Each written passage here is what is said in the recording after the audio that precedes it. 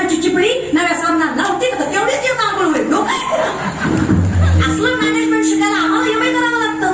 ते विदाऊट आहे की रे. किती डोकं म्हणावं तिला, किती डोकं आमच्या वडिलांना. छोट्या छोट्या गोष्टीला मोठं करायची ताकद आम्ही आईबापाकडनं शिकलो, पण तुम्हीच करत नसाल लेकरं कुठून शिकणार आहे.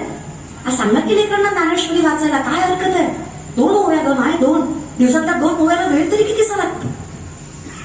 आणि काय होतं ना, आमची पोरं म्हणतात ज्ञानेश्वरी वाचत गेलो तर अभ्यास कोण करणार.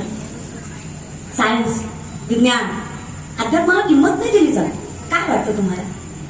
अशा विज्ञानाच्या टिमक्या तुम्ही आज गाजवता ना, ते विज्ञान आमच्या ज्ञानोबरायांना सायंटिस्ट पेक्षाही जास्त चांगलं जमतं. विश्वातले सगळ्यात श्रेष्ठ सायंटिस्ट कोण असतील ना, तर ते माझे संत श्रेष्ठ ज्ञानेश्वर माऊली त्यांच्यासारखा सायंटिस्टच म्हणजे